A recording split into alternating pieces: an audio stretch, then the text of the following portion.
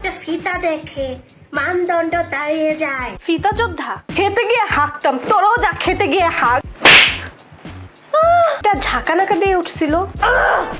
আর আপনারা তো ধোয়া তুলসী পাতা। নিজেদের এই যে দুইখানা চোখ, তাহলে নুসরাত তনু পর্দা করার কারণেই রেপ হইলো? মেয়েরা নাকি রেপই হয় পোশাকের কারণে। বেশি মানুষের মধ্যে গিয়া চিপা দিয়ে হাত ঢুকা, এরা নামছে ব্লাউজ ছাড়া।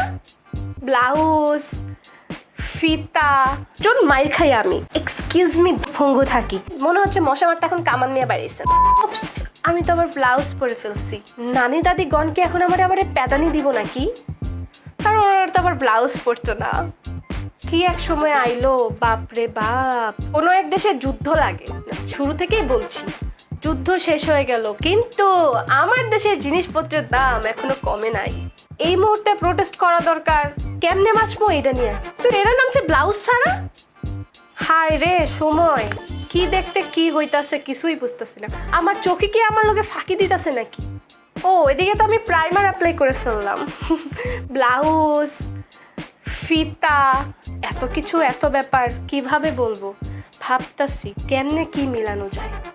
শুনলাম বিদেশিরা নাকি অনেক জায়গায় কাপড় পরে, আবার পরেই না। আমি বলছি নাকি? আমার কি দোষ? ঠকে খেয়ে বলেছে আমরা খাপু ছুপু ছাড়া নাঙ্গু ফঙ্গু থাকি। দেখ আমার মাথা চুল কত বড়, এত বড় তো তোরা ব্লাউজও পরিস না। কয়েকজন মাইর খাই আমি। তো আমি ফাউন্ডেশন অ্যাপ্লাই করতেছি। সানগ্লাস পরা স্মার্ট সুশীল না সুশীল সুশীল আপুটা বললো নানি দাদি ব্লাউজ ছাড়া থাকতো, ওই সময় না হয় তাদের ব্লাউজ কেনার টাকা ছিল না, তাই তারা ব্লাউজ পরে নাই। আপনি এত বড় একটা ইউনিভার্সিটিতে পড়েন, এত দামি ব্র্যান্ডেড সানগ্লাস পরছেন, কিন্তু ব্লাউজ কেনার টাকা নাই। এটা আবার কি? আরে আমি তোমাদের দাদির দাদি। এখন আমরা তো পাতা পরে থাকতাম, তোমরাও কি পাতা পরবা? বাথরুম ছিল না, খেতে গিয়ে হাঁকতাম, তোরাও যা খেতে গিয়ে হাঁক। আরে আমি পাতা টাতা নিলাম কেন? আমি পাতা পড়ছি কেন? আবার দাঁড়ো, সরায় নেই। কি হয়েছিল আমার? আমি কোথায়? কেমন যেন শরীরটা ঝাঁকানাকা দিয়ে উঠছিল। তোমরা কি বলতে পারো কি হয়েছিল? জানলে কমেন্ট বক্সে লিখে দিও আমার কি হয়েছিল, শরীর কেন ঝাঁকানাকা দিছিল। আচ্ছা এইবার একটু মেকআপে ফিরে আসি। কনসিলার দিয়ে এখন ব্লেন্ড করতেছি। আমার কিছু কথা এই ব্যাপারে অ্যাজ এ ওমেন, সেইটা হচ্ছে শুধু কি পোশাকই দায়ী মেয়েদের ধর্ষণের জন্য? আমি জানি এই মুহূর্তে আমাকে অনেক আপুরা দেখছে যারা শালীন পোশাক পরে, পরিপূর্ণ পর্দা না করলেও শালীন পোশাক পরে বাসা থেকে বের হয়। তারপরও তারা কিন্তু ইফটিজিং বলো কিংবা বেশি মানুষের মধ্যে গিয়া চিপা দিয়ে হাত ঢুকায় দেওয়া লোকগুলা কিন্তু তারা ফেস করছে। বাস হোক, শপিং মল হোক, যেখানেই হোক না কেন, তাই না? আবার অনেক ভাইয়ারা দেখতেছি বলতেছে মেয়েরা নাকি রেপই হয় পোশাকের কারণে। এক্সকিউজ মি ভাইয়ারা, তাহলে কি নুসরাত তনু মনে আছে? ওরাও কি অশ্লীল কাপড় চোপড় পরতো?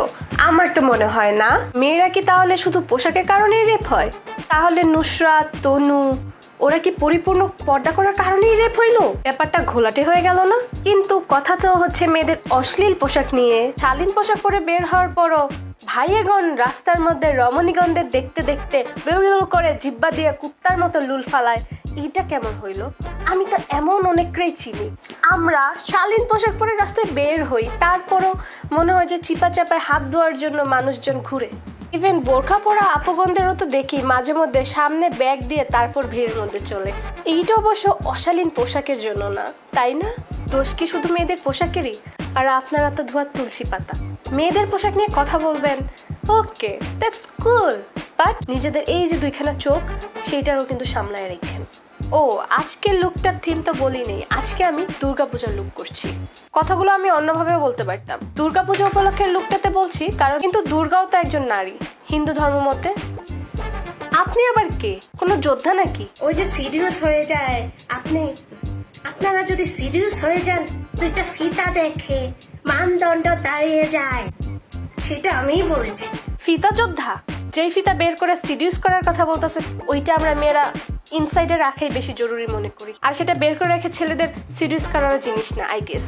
তো আপনারা এত কিছু রেখে তো আপনারা বক্ষবন্ধনের ফিতা বের করে রাখার জন্য প্রোটেস্ট করতেছেন। শিক্ষা তো জাতির মেরুদণ্ড, আর আপনার সেই মেরুদণ্ডের মেরুদণ্ডী প্রাণী খাদ্য বস্ত্র বাসস্থান এগুলো এখন জুটতেছে না কপালে, সেগুলো রেখা এই জিনিস নিয়ে প্রোটেস্ট করতেছে। বিষয়টা আমাদের জন্য খুবই দুঃখজনক ব্যাপার। আপনারা যেই জায়গাতে দাঁড়িয়ে প্রোটেস্ট করছেন এই ব্যাপারটা নিয়ে মনে হচ্ছে মশা মারতে এখন কামান নিয়ে বাড়িয়েছেন। এত বড় বড় ইস্যু আমাদের জন্য এখন দাঁড়িয়ে আছে, গ্যাস, পানি, চাল, রেপ, দুর্নীতি, উড়ি রেখা আপনারা ব্লাউজ আর ফিতা নিয়ে টানতেছেন। এত কথা বলতে বলতে আমার মেকআপ অলমোস্ট শেষ হয়ে গেছে, ব্লাশ অ্যাপ্লাই করতেছি।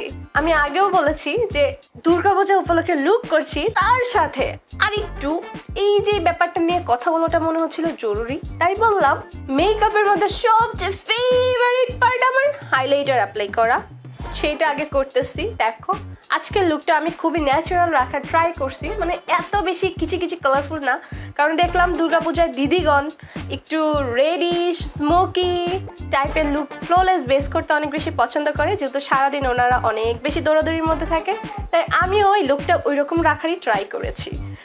তো কেমন লাগছে কেমন হচ্ছে সেটা কিন্তু অবশ্যই কমেন্ট বক্সে বলবা, বুঝছো মাইয়া হগো। তো আমি নিউড একটা লিপস্টিক অ্যাপ্লাই করতেছি, এই লিপস্টিকের কালারটা অনেক সুন্দর। এই ছিল আজকে আমার দুর্গাপূজার মেকআপ লুক উইথ সাম কথাবার্তা টানাটানি আর কি।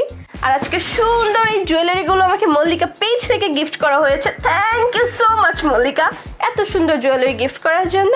আর ভিডিওটি যদি ভালো লাগে অবশ্যই লাইক লাভ হা হা দিতে ভুলবা না, কমেন্ট তো অবশ্যই করবা। তো আজকের মতো এই পর্যন্তই, তোমাদের আর জ্বালাবো না, টাটা বাই বাই, আল্লাহ হাফেজ। ও শেয়ার করতে কিন্তু ভুলো না।